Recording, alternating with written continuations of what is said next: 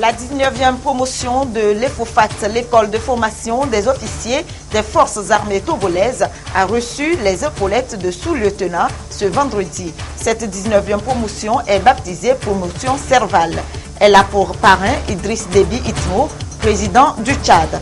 La cérémonie a été présidée par le chef d'état-major général des forces armées togolaises, Abalo Kadanga. Les TIC sont aujourd'hui sans doute présentes dans tous les domaines de la vie socio-économique et culturelle, notamment l'éducation, et peuvent toutefois améliorer les résultats des élèves. Quel rôle doivent jouer et les parents et les enseignants pour une intégration réussie des TIC à l'école? Les explications tout à l'heure dans ce journal. Et puis, Ma Route, 5e album de la vedette togolaise Rabidé. Il s'agit d'un opus de 10 titres lancé ce samedi à Lomé. À suivre en fin de journal.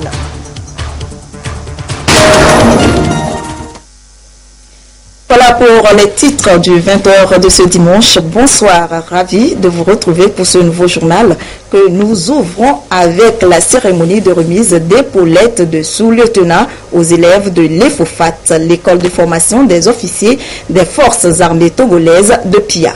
Il s'agit de la 19e promotion baptisée promotion Serval avec pour parrain Idriss Déby Itno, président du Tchad. Ils sont au total 54 sous-lieutenants issus de plusieurs nationalités. La cérémonie a été présidée par le chef d'état-major général des forces armées togolaises, le général Abalo Kadanga. Nestor Mouzou. Les promotions se succèdent à l'école de formation des officiers des forces armées togolaises de Pia. Après son entrée le 28 septembre 2014, la 19e promotion de l'EFOFAT a achevé sa formation ce 23 juillet. L'événement a été marqué par cette cérémonie. Cette promotion porte le nom Serval, un animal mammifère d'Afrique réputé pour son adresse. C'est aussi le nom donné à l'opération française contre les groupes rebelles qui sévissent au nord Mali. La promotion est parrainée par le président tchadien Idriss Déby Itno. Le commandant de l'EFOFAT, tout en félicitant les nouveaux officiers, a témoigné sa gratitude au président de la République et à la haute hiérarchie militaire pour les efforts fournis afin que l'EFOFAT soit à la hauteur des attentes. Les effectifs des élèves officiers ont évolué de 30% par promotion depuis l'année dernière. Le nombre de cadres formateurs a aussi évolué conséquemment. De nouvelles infrastructures ont été construites pour juguler l'augmentation des effectifs des élèves. D'autres bâtiments ont été rénovés. Des moyens logistiques adéquats ont été mis à disposition. De nouveaux programmes, notamment les instructions sur les tirs de combat ISCC, ont été intégrés cette année. Le moment solennel de l'événement a été le port des épaulettes aux récipiendaires. La promotion Serval compte 54 élèves officiers, 43 Togolais, 4 Béninois, 2 Burkinabés, 2 Ivoiriens, 1 Guinéen et 2 Nigériens. Durant 2 ans, ils ont fait face aux difficultés pour cultiver en eux les capacités et qualités d'un officier. Aujourd'hui, ils sont aptes à commander une section militaire. Ils ont prêté serment de servir leur patrie avec fidélité, justice et loyauté.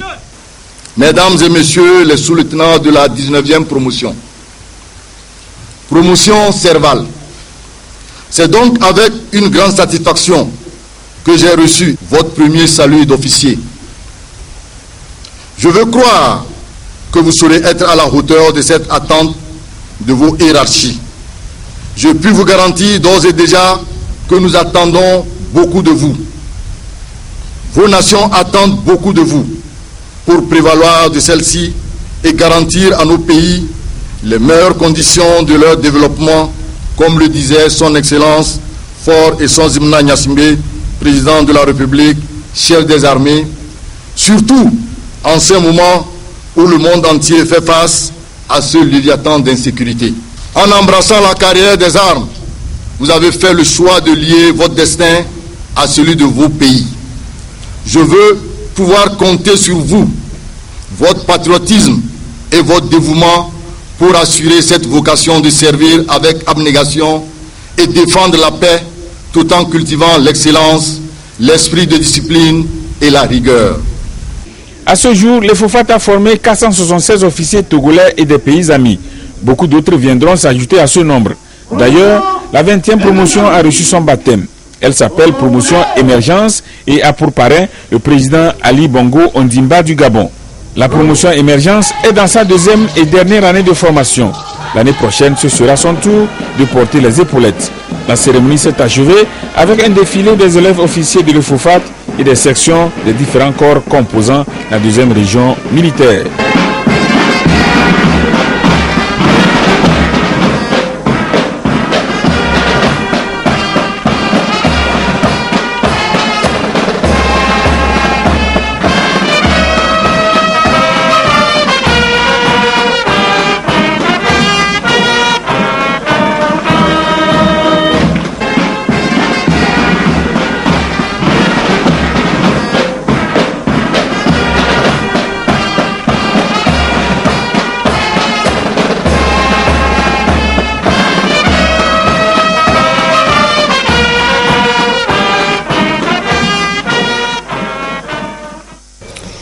Le Togo a initié depuis avril 2014 un projet dénommé Projet de renforcement des capacités pour une gestion stratégique des migrations au Togo et de la diaspora togolaise. Les acteurs en charge ont fait l'état des lieux et le bilan.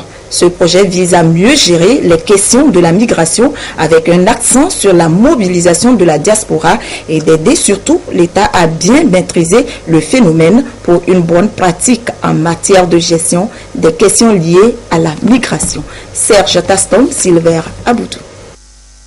Quand on parle de migration, on sous-entend la traite des êtres humains, les réfugiés, les personnes déplacées. On fait aussi référence à la question des immigrés, de la diaspora, la gestion des frontières ainsi que l'exode rural. Depuis avril 2014, le Togo a initié un projet destiné à mieux gérer les migrations sur son espace territorial et qui prend aussi en compte sa diaspora. Ce projet est piloté par l'Organisation internationale de la migration avec une forte implication du gouvernement et de la société civile pour une bonne pratique migratoire au Togo. Quand on parle de migrants, il ne faut pas que quelqu'un pense que pour qu'on parle de migrants, il faut forcément qu'un individu quitte son pays, traverse les frontières pour qu'il soit appelé migrant. Quand nous allons parler par exemple de la traite, qu'il n'y ait pas de confusion entre la traite et le trafic. Quand on parle de migration irrégulière, dans quelles conditions est-ce qu'une personne se retrouve dans la migration irrégulière et non sécurisée? Donc voilà, c'était vraiment une base qu'il fallait mettre au Togo puisque jusque-là, rien n'avait été fait, même si le Togo était déjà dans la dynamique d'élaboration de sa stratégie de migration. Concernant essentiellement la diaspora togolaise, selon la direction des Togolais à l'extérieur, 1,5 à 2 millions de Togolais résident à l'étranger. Le projet vise également à les mobiliser davantage pour le développement du pays. La diaspora togolaise apporte plus de 10% du PIB togolais. La diaspora togolaise a envoyé des fonds en 2014 à plus de 150 milliards de francs CFA au Togo. Donc, c'est dire qu'ils ont une contribution en dehors des transferts monétaires. La diaspora peut aussi faire un transfert de compétences de tout ce qu'ils ont appris dans leur pays d'accueil. Ils peuvent venir par exemple dans le domaine de l'éducation, appuyer au niveau de l'enseignement supérieur, mais aussi au niveau du domaine médical aussi, faire leur transfert de compétences pour appuyer déjà tout le personnel qui est ici dans la gestion de tout ce qui est problème de santé publique au Togo. C'est le rapport bilan du dit projet qui est ici présenté pour faire l'état des lieux et disposer d'un document de base dans la maîtrise des migrations. Les promoteurs du projet effectuent des échanges périodiques avec les acteurs d'autres pays en vue d'améliorer la gestion stratégique des migrations au Togo. Chapitre économie avec le FMI qui réajuste ses prévisions vu la persistance de la chute du baril de pétrole. Le taux de croissance prévu pour l'Afrique subsaharienne est en deçà des attentes, à peine 1,6% au lieu de plus de 3% annoncé précédemment. Les investisseurs sont inquiets. Heureusement, le Togo n'est pas touché. Les explications dans ce dossier réalisé par Aimé Abalo. Le Fonds monétaire international revoit sa copie. Dans une nouvelle mise à jour de son rapport sur les perspectives de l'économie mondiale, l'institution de Bretton Woods a drastiquement réduit sa prévision de croissance en Afrique subsaharienne, ramenée à 1,6% contre plus de 3% évoqués en avril dernier. Principale cause, la chute du prix des matières premières, notamment le pétrole, dont beaucoup de pays africains sont exportateurs. Les signaux qui illustrent cette baisse générale viennent des deux géants du continent. Le Nigeria, deuxième pays exportateur de pétrole, est frappé de plein pied par la chute persistante du cours du baril. Quant à l'Afrique du Sud, elle évite de peu une contraction avec une croissance attendue de seulement 0,1% cette année. Dans la sous-région ouest africaine, les effets du malaise nigérian sont moins ressentis par certains pays comme la Côte d'Ivoire ou encore le Togo, où sont mises en œuvre des politiques économiques assez innovantes. Si le plus grand exportateur a des problèmes, c'est que toute la zone a des problèmes.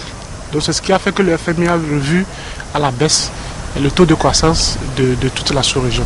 Si le taux de croissance prévu est en bas de ce qu'on attendait, il est évident que la réduction de la pauvreté ne sera pas au rendez-vous.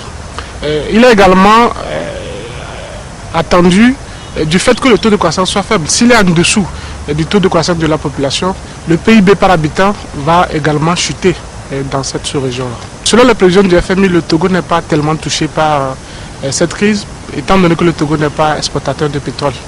Et donc le Togo n'est pas touché. Et d'ailleurs, nous pensons que les prévisions au niveau du Togo sont assez optimistes. Et le FMI a prévu un taux de croissance de 6%. Et ce taux de croissance sera tiré par les secteurs comme la logistique, les finances, les mines et l'agriculture. Pour se maintenir, le Togo doit poursuivre ses réformes économiques et renforcer ses investissements dans les secteurs à fort potentiel afin de prévenir les chocs exogènes. L'économie togolaise est sur un bon sentier de croissance. Il y a eu d'énormes investissements qui ont été faits au niveau des infrastructures.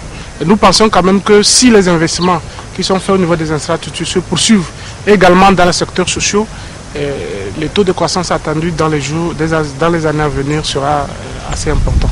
Dans la théorie, il y a ce qu'on appelle le mal hollandais ou le syndrome hollandais. Et donc c'est le syndrome hollandais que subissent ces pays qui sont fortement dépendants du pétrole. Heureusement que nos pays où le Togo n'est pas dépendant du pétrole, les pays dépendants du pétrole doivent maintenant chercher d'autres sources de financement de leur économie pour ne pas pouvoir persister dans cette décroissance significative de leur PIB. La conjoncture actuelle ne va pas s'améliorer de sitôt, constate le FMI pour qui la situation va évoluer décrescendo. Pénurie de devises, faible production de l'énergie électrique, attention, les emplois sont menacés et les investisseurs sont au bord du découragement, prévient le Fonds monétaire international. 5 ans après la phase pilote, la plateforme multifonctionnelle constitue une réponse appropriée à l'allègement des corvées des femmes en milieu rural dans le contexte d'une approche sociale et économique intégrée. Plus de 150 plateformes multifonctionnelles ont été déjà installées au Togo par le PRADEB, programme d'appui au développement à la base. Quelle importance revêt concrètement cet outil pour les populations, surtout qu'elle n'est plus à démontrer? Dans ce Zinsou nous en dit un peu plus dans ce dossier. Les plateformes multifonctionnelles changent littéralement le quotidien des populations depuis 2009 en milieu rural. Fini les longues distances pour se rendre au moulin. La gestion de ces joyaux que le ministère du Développement à la base installe dans différentes localités est confiée au groupement de femmes. C'est le cas des femmes de Bougou dans la préfecture de Tandouaré et celle de Koundé dans le Dioufel-Gou. Plus de 150 plateformes multifonctionnelles ont été déjà installées par le PRADEB à travers tout le pays. Elles ont permis à environ 170 000 femmes et jeunes des localités rurales d'accéder aux services énergétiques modernes pour le développement des activités génératrices de revenus en vue d'améliorer leurs conditions de vie. On a plus de 30 femmes. Nous sommes ici, ce sont des vieilles femmes, on a organisé un groupement. Et puis maintenant on se débrouille, si on gagne un peu, on s'en va déposer ça à la COPEC. Et puis après tout, on s'est débrouillé jusqu'à on a payé le taxi moto. Nous envisageons soutenir les élèves démunis pour la rentrée prochaine. Nous remercions les autorités de nous avoir montré la voie du développement.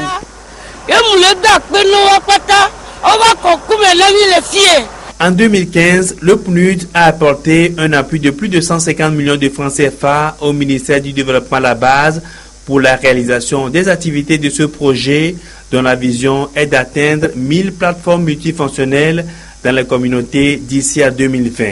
La BOAD a aussi contribué par le financement de 200 plateformes multifonctionnelles pour le compte du programme d'appui au développement à la base. Ce projet social du chef de l'État va contribuer également à la réalisation des objectifs 1, 5, 7 et 8 des ODD, à savoir éliminer la pauvreté sous toutes ses formes, réaliser l'égalité des sexes et autonomiser toutes les femmes et filles, garantir l'accès de tous à des services énergétiques fiables. Il est envisagé dans les prochaines années le développement des plateformes multifonctionnelles solaires pour réduire les coûts liés à l'utilisation du gasoil.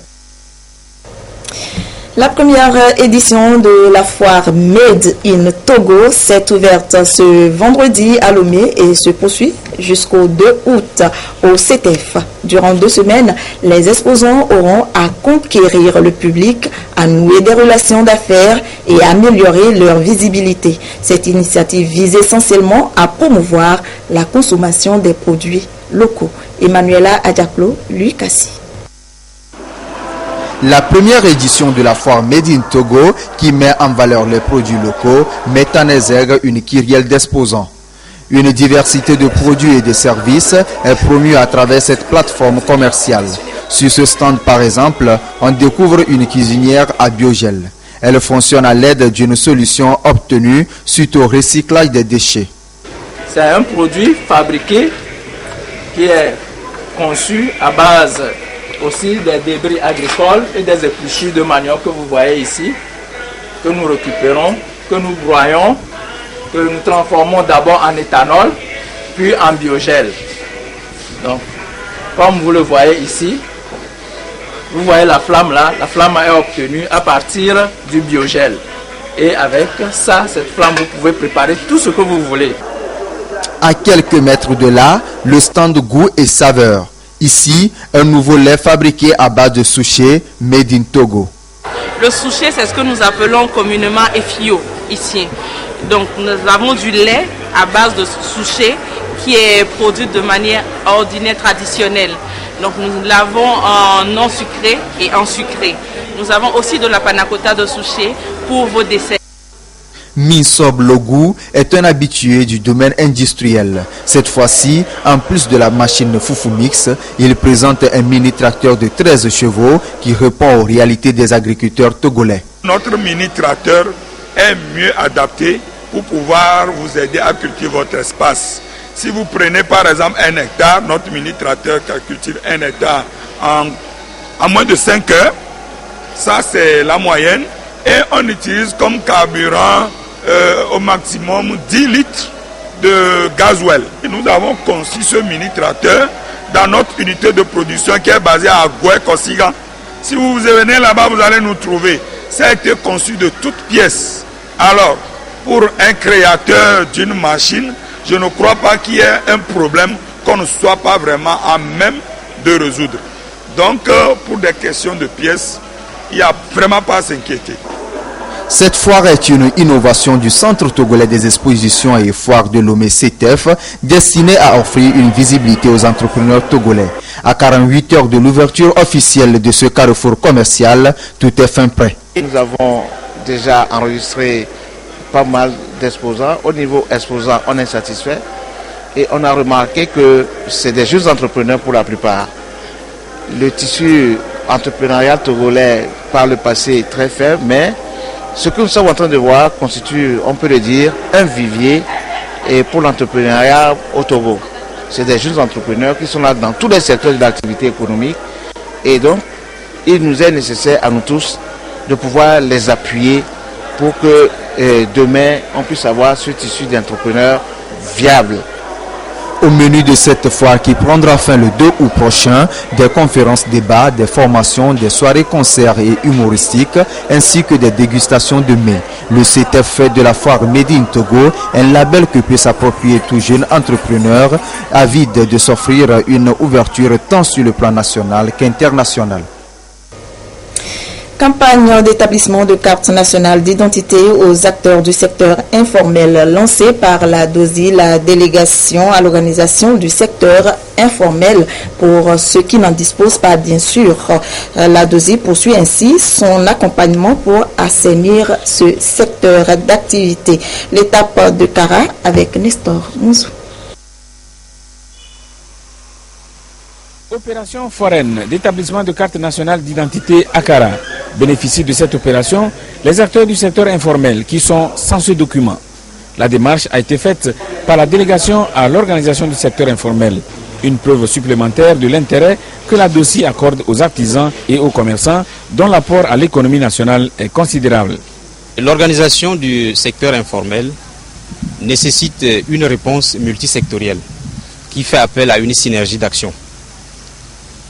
Pour ce faire, la DOSI, dans sa mission de formalisation progressive des acteurs, a développé un partenariat avec les départements ministériels et institutions spécialisées pour faciliter l'obtention des pièces administratives. Les membres des mutuelles devront se munir d'une pièce de leur acte de naissance, la somme de 5 000 francs, le groupe sanguin, et le tour est joué pour eux. Sincèrement, je ne sais comment remercier vraiment la DOSI, parce que c'est grâce à la DOSI que moi aussi j'ai au moins la carte d'identité nationale, parce que je n'ai jamais fait cette carte. Donc franchement, je remercie vraiment la DOSI pour tout ce qu'il nous fait.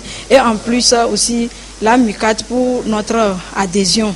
L'opération de Kara se situe dans le prolongement de celle qui a été faite en 2015 au profit des acteurs du secteur informel de la commune de Lomé.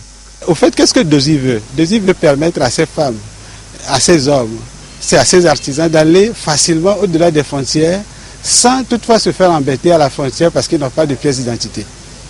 Voilà l'objectif. Donc, dans la politique du chef de l'État, il faut rapprocher l'administration à la population.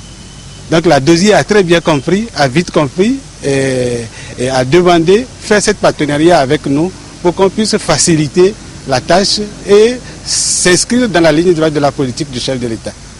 Les acteurs du secteur informel de la région de la Kara ont une semaine pour profiter de cette aubaine. Après Kara, ce sera au tour des acteurs des autres régions du pays de saisir cette opportunité. Communiqué de l'Office togolais des recettes relatives au paiement du 3e acompte d'impôt sur le revenu des personnes physiques et des sociétés au titre de l'année 2016. Le commissaire général rappelle aux contribuables soumis au paiement de l'impôt sur le revenu ou de l'impôt sur les sociétés que la perception au titre du 3e acompte des 10 impôts a débuté depuis le 1er juillet 2016 et se poursuit jusqu'au 31 juillet 2016. Il s'agit des entreprises individuelles soumises au régime du réel et des personnes morales relevant des directions des grandes entreprises, des moyennes entreprises, des impôts du Golfe et de la direction des opérations régionales qui ont été comprises dans les impositions de l'année précédente. L'acompte est calculé par l'entreprise et versé par elle avant la date limite du 31 juillet 2015. Il est rappelé aussi que tout retard de versement fait l'objet de la majoration et de l'intérêt de retard prévu par la loi. Le commissaire général compte sur le civisme de tous. C'est signé le commissaire général Henri Kagnessim Gapéry. On va s'intéresser maintenant au TIC. Le numérique a une influence majeure sur l'éducation de nos jours et les enjeux de la maîtrise des TIC doivent être perçus et compris par les élèves. Il est donc indispensable de les accompagner vers une véritable maîtrise des concepts leur permettant d'utiliser au mieux ces outils dans une société de l'information et de la communication en rapide évolution. L'éthique en milieu scolaire, quel usage? Voyons cela dans ce dossier de Gérard Lagoudou. Les résultats obtenus cette année dans de différents examens ont connu une baisse prépondérante. Au bac 2, par exemple, le taux de réussite est de 44,38% contre 49,10% l'année dernière, soit une chute de 4,72%. Parmi les causes, le mauvais usage des réseaux sociaux, notamment le WhatsApp, est évoqué. Nous constatons que les résultats sont en baisse par rapport à l'année passée. Il y a les mathématiques surtout, la physique, sont les séries, le français philo et un peu anglais qui n'ont pas vraiment, ces matières n'ont pas vraiment marché chez les élèves. Il doit renforcer les pratiques, renforcer les visites des classes pour que les enseignants fassent mieux. Et que les élèves aussi doivent faire quelque chose, doivent abandonner à peu près ce que nous avons les WhatsApp. Les enfants sont terribles actuellement. C'est un bon outil quand même, mais j'espère que ça a des fins négatives. Les réseaux sociaux ont une importance incontournable dans tous les secteurs d'activité. Ils sont surtout utiles dans les recherches scolaires, mais il faudrait savoir s'en servir. C'est un couteau à double tranchant. C'est un couteau à double tranchant parce que il y a des enfants à qui les parents n'ont pas acheté le portable. Surtout les filles, à qui des copains achètent des portables haut de gamme, mais qui les cachent dans leur sac à l'insu des parents. Bon, dans ce cas, le parent ne peut rien dire. Le parent ne sachant pas que son enfant a un portable, comment il peut le sensibiliser? Cette sensibilisation incombe à nous tous, hein, surtout à la maison. Il faut contrôler son enfant. De temps en temps, prendre son téléphone, parce qu'il ne faut pas permettre à ton enfant de bloquer, de mettre un code d'accès à son téléphone. Ça doit être la condition primordiale. Avant de lui donner le téléphone, il faut lui dire, tu dois avoir accès à son téléphone à tout moment. Je sais que c'est personnel, mais pour des enfants, les apprenants, je crois, il faut ça. La responsabilité revient donc à chaque acteur de jouer pleinement sa partition pour faire de ces outils de communication, Facebook, Twitter, Skype ou encore le WhatsApp, actuellement en vogue, un moyen de développement personnel et celui de la société. Actualité à l'étranger, au Gabon, l'élection présidentielle est prévue le 27 août prochain. L'opposition a manifesté hier à Libreville pour contester la candidature du président sortant Ali Bongo, un rassemblement violemment dispersé par les forces de l'ordre. Cela devait être une marche pacifique organisée par l'opposition.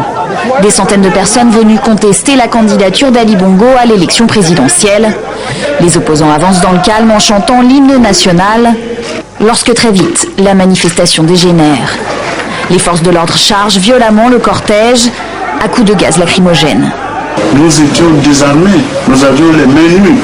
Le président a même parlé avant le début de notre marche en indiquant qu'il fallait tout faire pour éviter la provocation. À peine à 50 mètres, la police a commencé à charger, à nous envoyer des bombes lacrymogènes. C'est lamentable, c'est la confirmation encore une fois que M. Bongo Ondimba est un autocrate.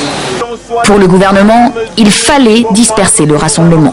J'ai reçu une lettre qui m'informait de l'organisation d'une marche. Une information n'est pas une demande. Donc pour ce qui concernait le ministère de l'Intérieur, je n'avais autorisé aucune marche aujourd'hui. Un caméraman de l'agence France Presse a été passé à tabac par la police alors qu'il couvrait l'événement et un autre journaliste a été molesté. Vendredi, un émissaire des Nations Unies a exprimé sa profonde préoccupation face au regain de tension à l'approche de la présidentielle. Le 9 juillet dernier, 26 opposants avaient été arrêtés par les autorités et 3 autres ce jeudi. Rio 2016, c'est pour bientôt. Les préparatifs vont bon train pour Usain Bolt, 10e étape de la Ligue de diamants d'athlétisme. Avant Rio, on voit ça dans ce reportage. Triple médaillé d'or sur cette piste il y a 4 ans, Usain Bolt fait sa grande rentrée sur 200 mètres. Presque un an après sa dernière course sur cette distance, le Jamaïcain se rassure en dominant ses adversaires. Le chrono, 19 secondes 89, prouve que l'homme le plus rapide du monde a encore une marge de progression avant Rio. Elle n'en revient toujours pas. L'américaine Kendra Harrison est désormais la recordwoman du monde du 100 mètres haies. Harrison a d'ailleurs mis plusieurs minutes à s'en rendre compte. Sa course est d'abord chronométrée à 12 secondes 58 centièmes avant que les officiels ne corrigent le temps. 12 secondes et 20 centièmes, 1 centième de moins que le précédent record mondial vieux de 28 ans. Un joli lot de consolation pour la sprinteuse qui n'ira pas au JO. Je suis toujours déçue de ne pas être qualifiée pour les JO. Je n'étais pas prête le jour des qualifications et ça s'est vu. Je suis venu ici pour me redonner un peu le moral. Côté français, Jimmy Vico remporte le 100 mètres de son meeting de la Ligue de Diamant en 10:02 devant Isaiah Young et Shurandi Martina. À la perche, Renaud Lavillenie passe une barre à 5,90 m pour remporter le concours. Dimitri Bascou domine le 110 mètres haies en 13 secondes et 20 centièmes. Rassurant à moins de 2 semaines des JO. Le meeting se conclut sur un coup d'éclat de Mo Farah. Le Britannique réalise la meilleure performance mondiale de l'année sur 5000 mètres en 12 minutes, 59 secondes et 29 centièmes. Musique pour terminer avec la sortie d'un nouvel album, le 3e de l'artiste togolais Rabidé. Ce chef-d'œuvre de titre baptisé Marout a été dédicacé ce samedi à Lomé. Viviane Souvi et Esther Laclé nous font découvrir l'œuvre et son artiste dans ce reportage. Regardez.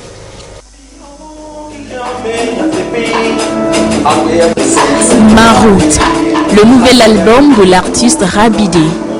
Auteur et compositeur, Rabidé fait un brassage de 2 traditions, togolaise et occidentale, pour chanter les réalités de la vie, les joies et les peines. Cet album de 10 titres notamment, Alode Klona Alode et Wema Toena et Maman, est une variété de sons akpese, zouk, reggae, pour véhiculer le message d'amour et d'espoir.